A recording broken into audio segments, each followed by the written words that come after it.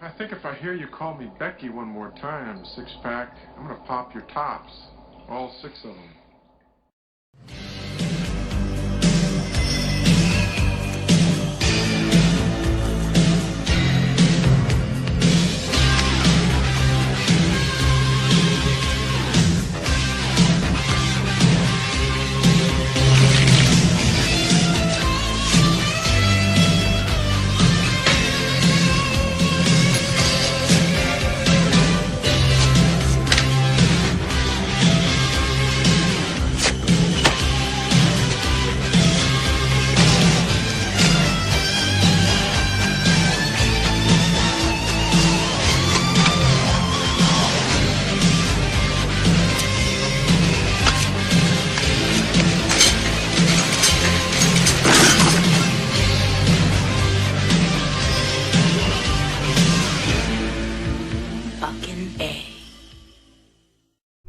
Hey there, this is Matt once again. Welcome back to another review.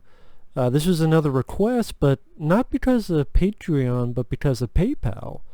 A guy named Jose sent me a PayPal asking me to review the 2007 sequel, The Hills of Ice Part 2. Now, I have reviewed the original Hills of Ice Part 2 with Wes Craven, which was an awful movie. Granted, I love Wes Craven, may he rest in peace, but The Hills of Ice Part 2 with the Dodd flashback, and most of it being flashbacks of the first movie, and yeah. Now, the 2006 remake of The Hills of Ice, I absolutely love and enjoy. Because I'm actually not much a fan of Wes Craven's The Original Hills of Ice. I much prefer the remake. I love Wes Craven, but I love Wes Craven for Nightmare on Elm Street, Wes Craven's Nightmare, Shocker, Super the Rainbow, People Under the Stairs, Scream, but not The Hills of Ice. And yeah, the remake I enjoyed more because I like the cast more. I like the lead character more of Doug in that movie, Aaron Stanford. I actually had a shirt that looked just like it, and when I wore it, I kind of looked like Aaron Stanford from Hills of Ice. Imagine me with hair. So my friends would be like, "Oh, you go kill some mutants today, Doug?" So, and I love that the finale of the remake became almost like a revenge spaghetti western movie. Hardcore revenge movie. Bloody, and the music by Tom and Dandy. Just loved it.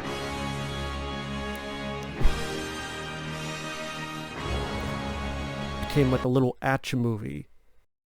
Like hardcore Death Wish. So I love that bit of it. So The Hills of Ice from 2006 I love. It did well, and Alexander Aja did a great job directing that. Year goes by, Aja's not directing it. Instead, this guy Martin Weisz, who did music videos for Brandy, Puff Daddy, and Nickelback, he's directing the film. They rushed it way too quickly. I mean, 1 year. From what I understand, Wes Craven and his son Jonathan Craven wrote this in like a month or something.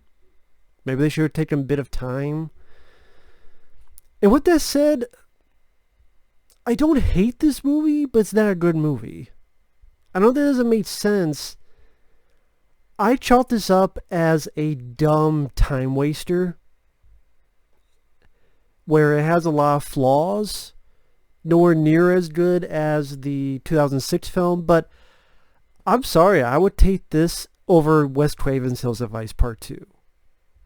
Right, you could say neither of them are good, but this one seemed more consistent compared to Wes Craven's Hills of Ice Part 2. It's not having Dawn flashbacks, and it didn't have a ton of flashbacks to the previous film.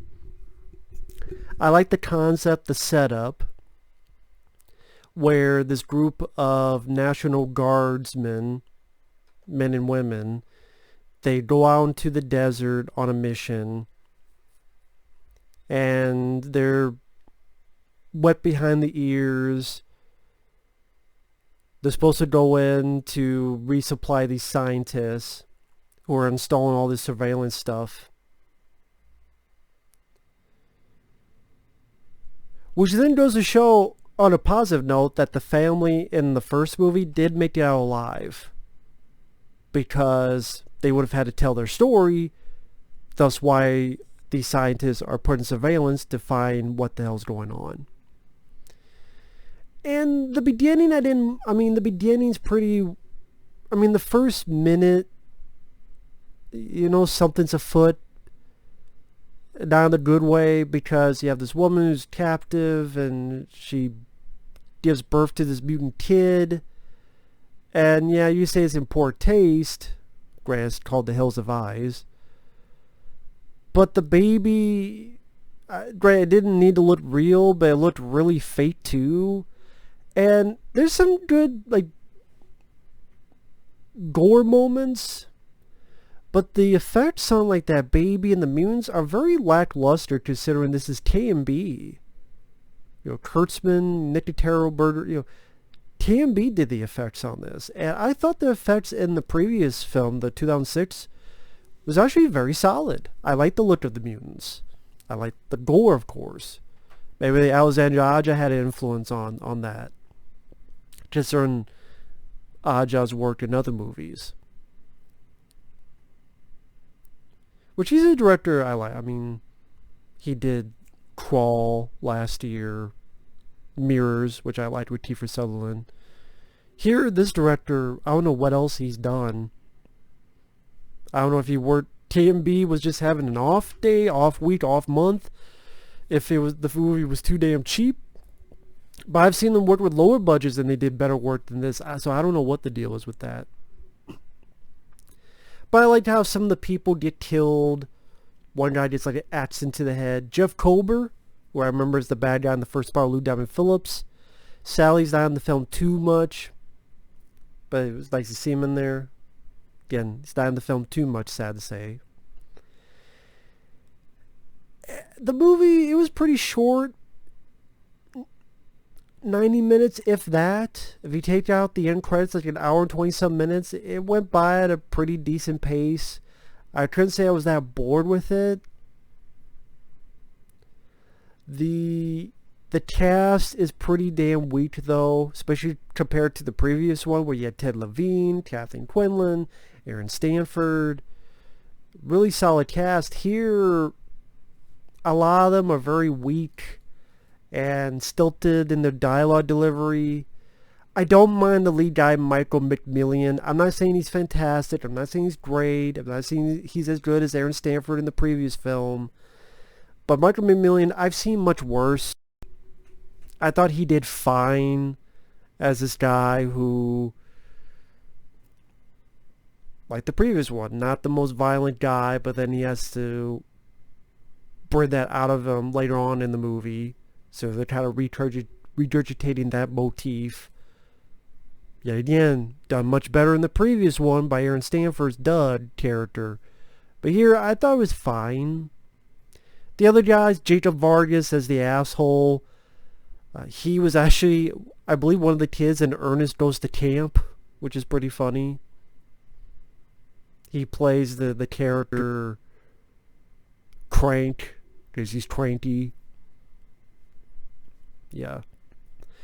The actresses, I thought they were really poor. I thought that the lead actress, Jessica Stroup, nicknamed Barbie, which is appropriate. I don't know. I didn't think her acting was all that hot. No pun intended. I didn't think he was all that. The guy who plays her Sarge, he's kind of bad in a fun way with how he delivered his dialogue. The guy Flex Alexander.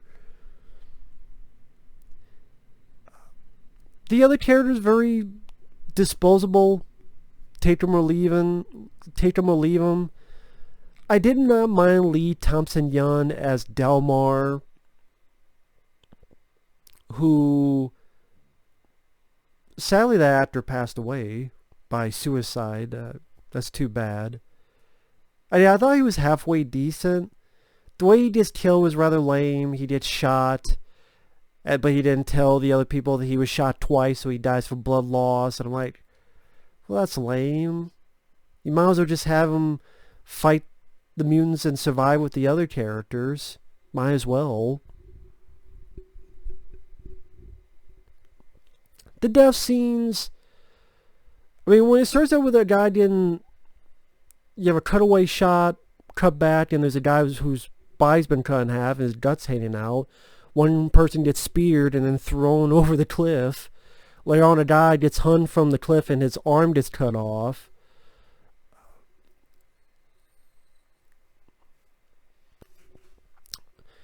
One body gets found in the damn latrine, and a body who's still alive comes out of the shitter,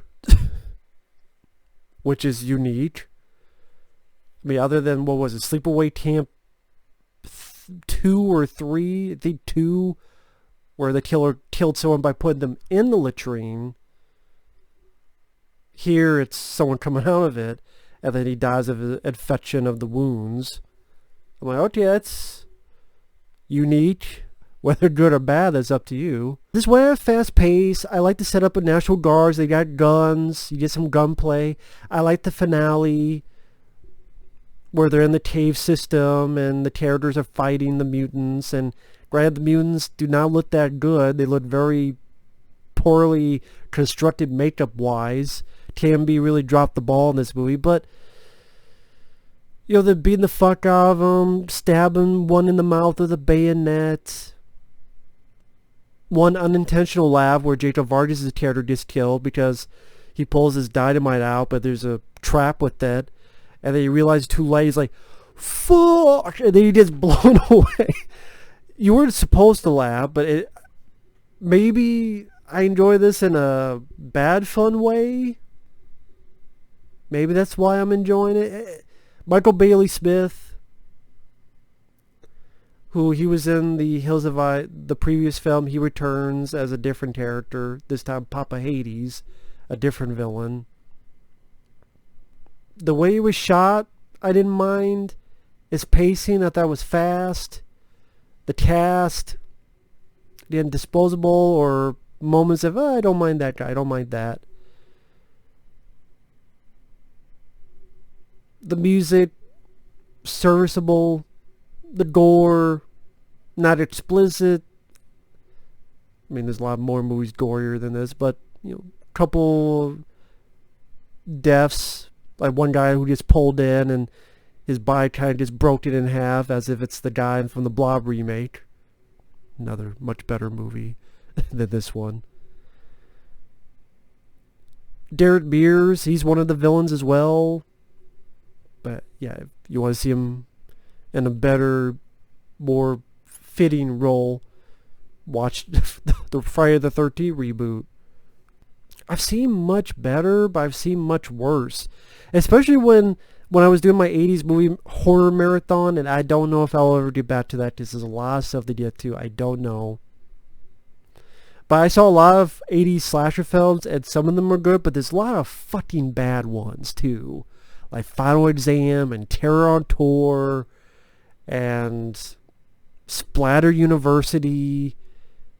I'm like, you know what, I'd rather take this. It just seemed a faster pace, less harmful, some action, because these characters actually have some weaponry, a little bit of gunplay, a couple actors I didn't mind.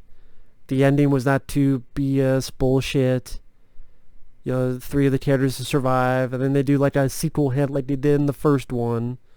Guess they really thought they did Hills of Ice Part 3.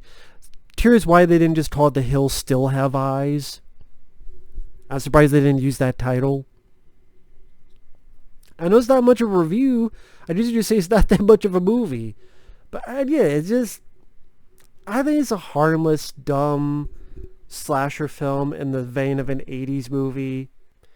Like, did it have to be all younger people? Could it be, like, imagine the cast from Southern Comfort, which were National Guardsmen. Imagine the cast of Southern Comfort, and then they're dealing with these mutants. And then you get an established director like a Rennie Harlan to direct it. That's how you make this film great. You get a cast like Southern Comfort, great movie if you've never seen it, with Powers Booth and Fred Ward and Peter Coyote, and you get those type of people and actors. You need a director like Rennie Harlan or someone else. Smooth the edges on the script. You'd really have something. As is, it's a very flawed, messy flick that, because of its fast pace, harmless time wasting, some deaths, some kills, some gunfire, some weird stuff like they had a body come out of the latrine covered with shit, and like what?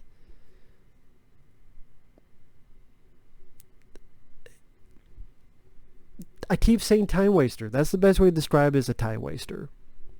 No more, no less. That's all I got. I'm sorry. But thanks for watching. Take care.